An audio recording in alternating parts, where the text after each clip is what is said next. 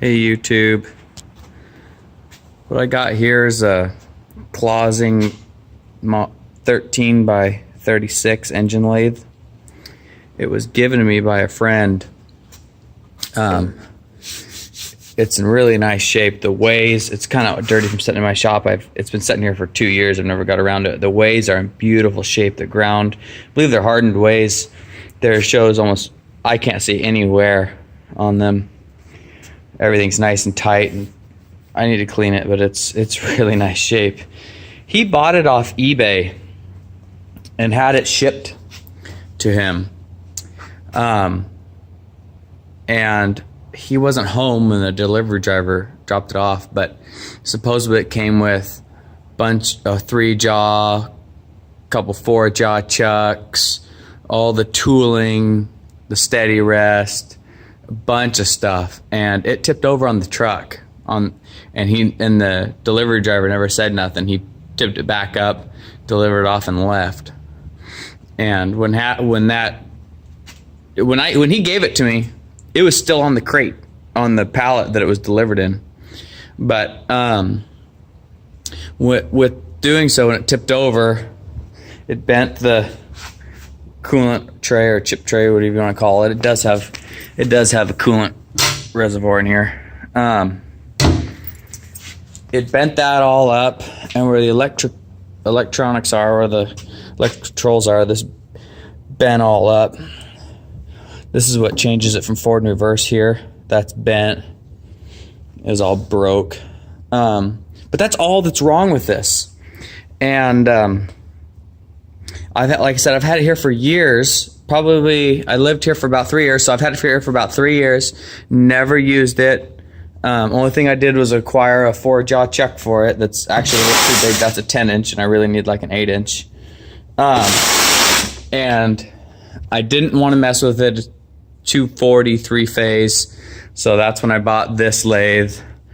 And see the VFD on it. That's variable frequency drive. This is also 240 volt 3-phase. Someone put that motor on. I didn't realize when I bought it. So I was forced to buy a VFD. And this came with, the little tooling, 3-jaw, 2 3-jaws, one and a 4-jaw, and that 4-jaw here has a faceplate. I think I made a video on this, but anyways, in a steady rest. But it, a nice little machine, but it's a 9-inch South Bend, the older version without a quick change, gear selector. So you got to change gears on the back. But when I picked that for a trade, I thought, sweet, I'll be able to use it because this one's not ready. But it's a good little lathe. The downfall is it's just not stout. And I'm used to being a machinist, being able to take off a 1/4 inch a side, And this thing, 50 thou a side, is extremely heavy. It doesn't like that at all. 25 a side's more like what it likes. So it's fine. I'll keep it. I'll use it. But it's not very accurate. The ways are pretty rough.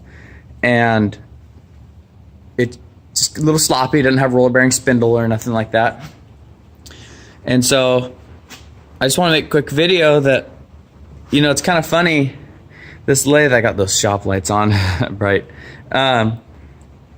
This lathe is a great lathe, and I have kind of always been afraid to work on it. I thought it needed a lot of work, and it doesn't. I need to get the 4-jaw mounted to it, take a crescent wrench or something and a torch, heat that up, bend all that square again, maybe weld it where it's a little broke here and here, and fix this, bend this. This is bent out, needs to be bent 90 degrees, and I can tighten all this back up, see if I can fix that. I can probably, if I get this out, it's got a bunch of washers stacked in there. I bet you it's bent up to the washers, so I can probably put it in the press and straighten that back out without hurting anything here.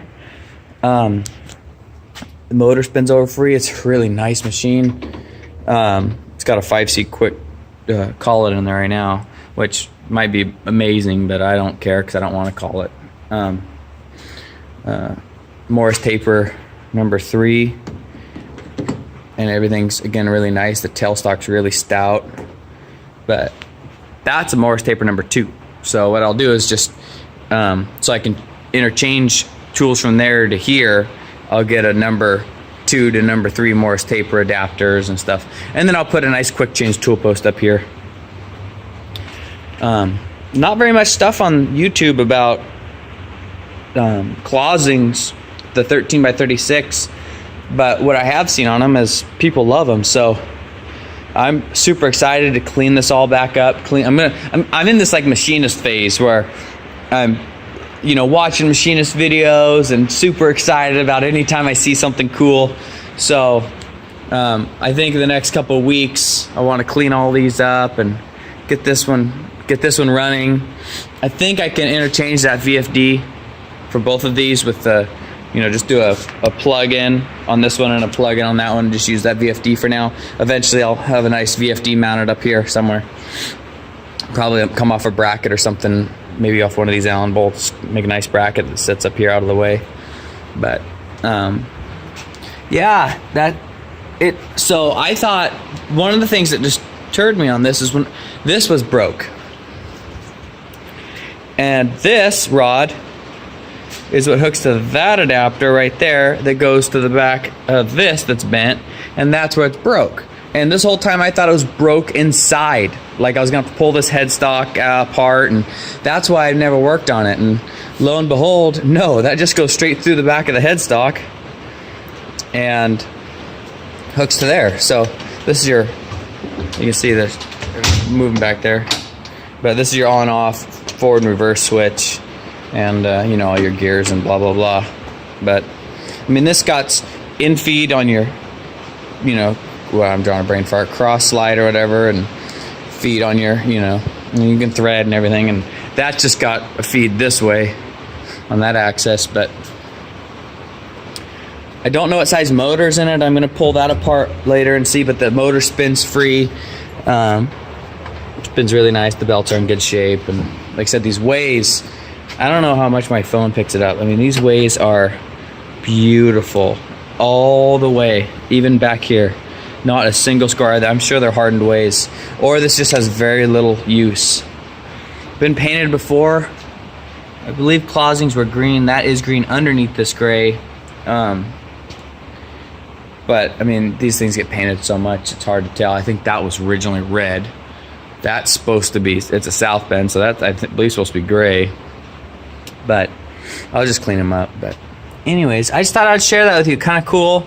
I don't know what model, like serial number, I don't know how to tell that on closings. I just know it's a 13 by 36 closing.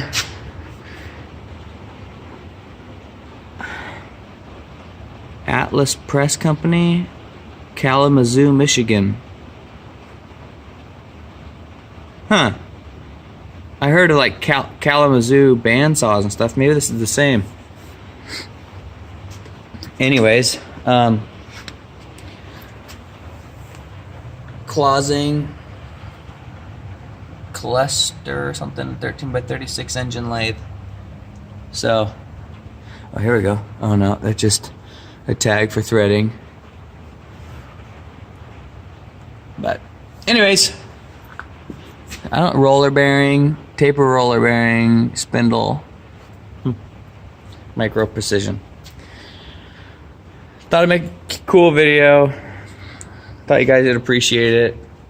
Maybe not. I do. It's about just shy of probably 8 feet long. I don't know what it weighs. Probably in the neighborhood of 1,500 pounds or something. So there's a quick one for you guys. Talk to you later.